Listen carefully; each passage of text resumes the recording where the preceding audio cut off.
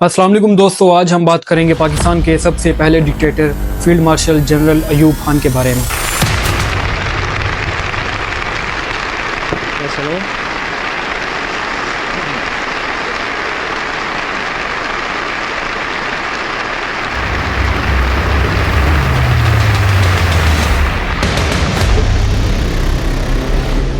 तो दोस्तों 14 मई 1907 को आज के खैबर पख्तूनख्वा में मोहम्मद अयूब खान पैदा हुए, जो कि फिर पाकिस्तान आर्मी के आर्मी चीफ भी बने और 1958 के मार्शल लॉ के बाद, जो कि पाकिस्तान की तारीख का सबसे पहला मार्शल लॉ था, उसके बाद पाकिस्तान के दूसरे प्रेसिडेंट भी बनते हैं। First to greet President Ayub is American President John F. Kennedy. With President Ayub is his lovely daughter, Begum Aurangzeb. The two presidents are joined by American Secretary of State Dean Rusk and other dignitaries. Ayub Khan दोस्तों British Indian army के senior serving officers में से थे, जो कि 14 अगस्त 1947 की partition के बाद पाकिस्तान आर्मी को ज्वाइन करते हैं। अब दोस्तों बढ़ते हैं उस तरफ के जहां से अयूब खान पाकिस्तान की पॉलिटिक्स में एंटर होना शुरू हो गए। 24 अक्टूबर 1954 को सदर सिकंदर मिर्जा अयूब खान को पाकिस्तान का डिफेंस मिनिस्टर अपॉइंट करते हैं। दोस्तों अगर आपको सिकंदर मिर्जा के बारे में बताएं तो आइन बनने से पहले ये पाकिस्तान में गवर्नर जनरल की हैसियत से काम किया करते थे, लेकिन 23 मार्च 1956 को जब पाकिस्तान ने अपना पहला कॉन्स्टिट्यूशन अडॉप्ट किया तो इसके बाद गवर्नर जनरल के ऑफिस को बंद कर दिया जाता है और इसके बाद सिकंदर मिर्जा को पाकिस्तान का सबसे पहला प्रेसिडेंट मुंतखब किया जाता है। सिकंदर मिर्जा ने प्रेसिडेंट बनने के 2 साल बाद 7 अक्टूबर 1958 को पाकिस्तान में मार्शल लॉ के नफाज का ऐलान कर दिया।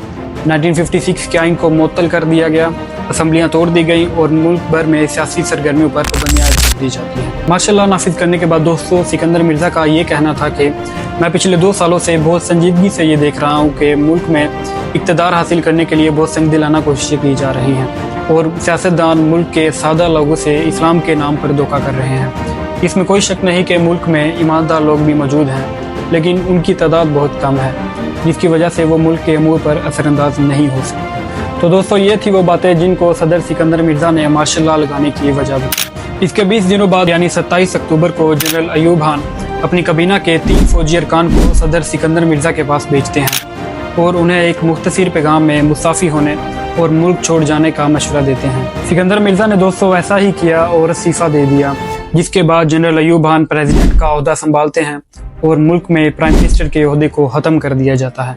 इसके बाद दोस्तों सिकंदर मिर्जा लंदन चले जाते हैं, जहां पर वो 13 नवंबर 1969 को वफात पा जाते हैं। अपनी वफात से पहले उन्होंने ये वसीयत की थी कि मुझे तेहरान में जाकर दफन किया जाए, इसलिए मुल्क पाकिस्तान के सबसे पहले सदर को तेहरान में ले जाकर दफन कर दिया जाता है। अब दोस्तों बात करते हैं कि अयूब खान किस तरह पाकिस्तान के कमांडर इन चीफ के ओहदे तक पहुंचते हैं।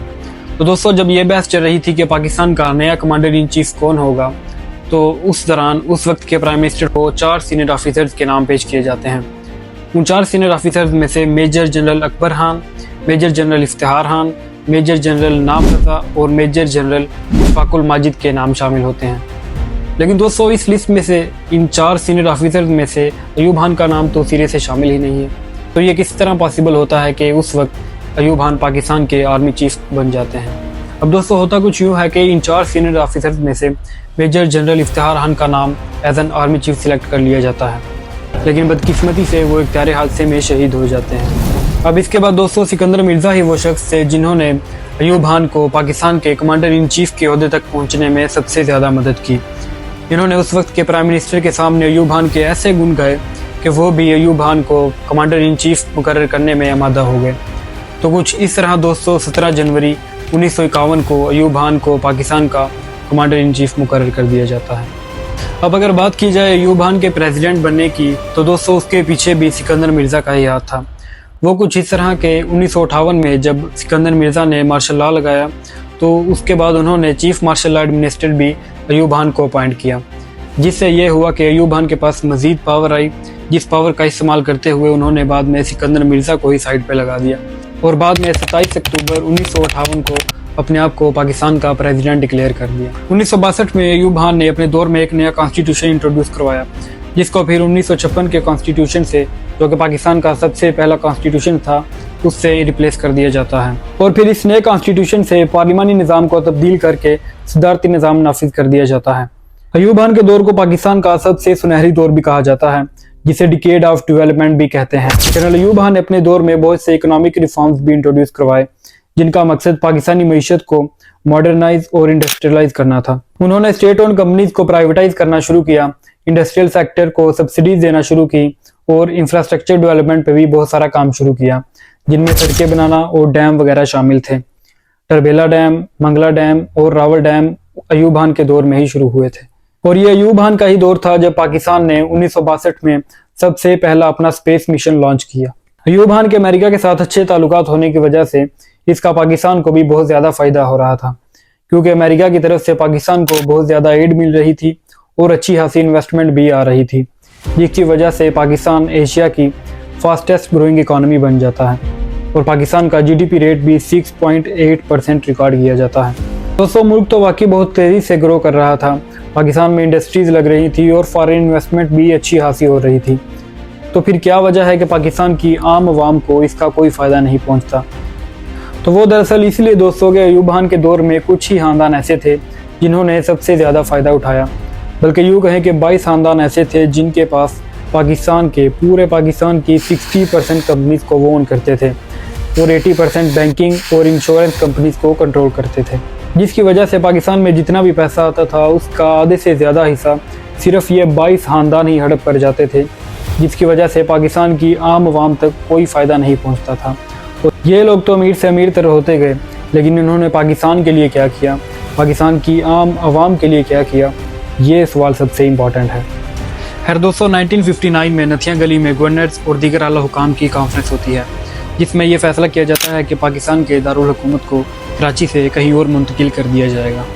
इसलिए अयूब खान ने नए दारुल हुकूमत की तमीर की गर्ज से 22 जून 1960 को कैपिटल डेवलपमेंट अथॉरिटी के क़याम का ऑर्डिनेंस जारी किया और आर्जी तौर पर रावलपिंडी को पाकिस्तान का दारुल हुकूमत करार दिया। इसके 6 साल बाद 26 नवंबर 1966 को पाकिस्तान के नए दारुल हुकूमत यानी इस्लामाबाद की तमीर मुकम्मल हो जाती है और हुकूमत के तमाम दफातर को कराची से इस्लामाबाद मुंतकिल कर दिया जाता है। 1960s में अयूब खान की हुकूमत के खिलाफ पाकिस्तान के हर कोने में एहतजाज होना शुरू हो जाते हैं, खास तौर पर मशरकी पाकिस्तान में, जहाँ पर शेख मुजीबुर रहमान जो कि अवामी पार्टी के सरबराह थे, उन्होंने मशरकी पाकिस्तान को हक दो के नाम से मुजाहरों का आगाज़ किया हुआ था और इसी तरह पाकिस्तान के दीगर शहरों में भी अनरेस्ट की सूरत हाल कायम थी।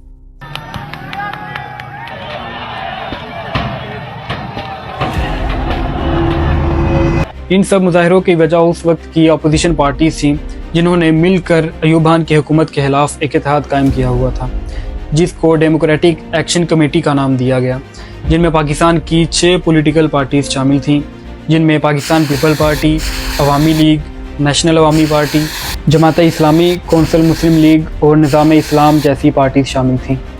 इन हंगामों और मुजाहरों की एक वजह जिसने अवाम को सड़कों पर निकलने पर मजबूर कर दिया वो थी महंगाई, जो कि बहुत ज़्यादा बढ़ चुकी थी, जिसमें आम खाने पीने की चीज़ें और दीगर अशियात पर भी मुख्तलिफ टैक्स लग चुके थे। जैसा कि आप पहले जान चुके हैं कि अयूब खान के दौर में चंद ही खानदान ऐसे थे, बल्कि 22 खानदान ऐसे थे जिन्होंने सबसे ज़्यादा फ़ायदा उठाया था और पाकिस्तान की आम आवाम के लिए, गरीब लोगों के लिए कुछ भी नहीं किया जाता।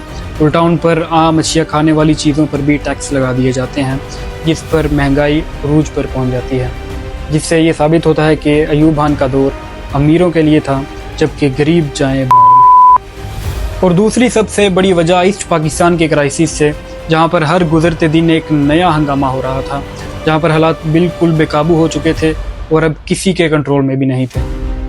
और तीसरी वजह वो है दोस्तों जिसकी पावर से अयूब खान पावर में आए थे, यानी फ़ौज। जब 1958 में मार्शल लॉ लगता है तो उस वक्त उनको जिन दीगर जनरल्स की सपोर्ट हासिल थी वो भी अब बिगड़ती सूरत हाल को देखते हुए उनसे डिससेटिस्फाइड होना शुरू हो गए, जिनमें मेजर जनरल याहिया खान भी शामिल थे। इस सब से तंग आकर अयूब खान ने 1969 में इस्तीफ़ा दे दिया और 1958 में ये शुरू होने वाला सफ़र आखिर 1969 में अपने अख्ताम को पहुंचता है। मैं अपने तमाम हमवतनों से अपील करता हूँ कि वो मुल्क में अमन व अमान बरकरार रखने में हुकूमत का हाथ बटाएं और बामी यगानगत से ऐसी फ़ज़ा पैदा करें जिसमें सियासी मामलात, अवामी मुश्किलात और इंतज़ामी अमूर सुलझाने के लिए मुअस्सर इक़दामात किए जा सकें। पाकिस्तान पाइंदाबाद। इस्तीफ़ा देने के बाद अयूब खान ने अपनी सारी पावर जनरल याहिया खान के हाथ में दे दी और कुछ इस तरह दोस्तों 10 साल के बाद अयूब खान के दौर का अख्ताम हो जाता है। अयूब खान को पाकिस्तान में सबसे ज्यादा हुकूमत करने वाला माना जाता है, जो कि 10 साल थे।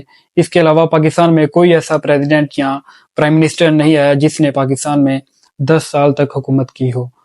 1969 में इस्तीफा देने के बाद अयूब खान अपनी जिंदगी के बाकी के चंद साल इस्लामाबाद में ही गुजारते हैं, जिस दौरान इनको बहुत सी बीमारियां लग जाती हैं और इनकी जिस्मानी हालत भी बहुत कमजोर हो जाती है, जिसकी वजह से ये 19 अप्रैल 1974 को वफात पा जाते हैं। तो दोस्तों, अयूब खान की जिंदगी की कहानी यहाँ पर खत्म होती है। मैंने आपको अयूब खान के आर्मी चीफ बनने से लेकर पाकिस्तान के प्रेसिडेंट बनने तक की डिटेल इंफॉर्मेशन शेयर की। उम्मीद करता हूँ आपको ये वीडियो पसंद आई होगी। चैनल को सब्सक्राइब करना मत भूलिएगा, इससे मुझे बहुत मोटिवेशन मिलेगी। Thank you very much.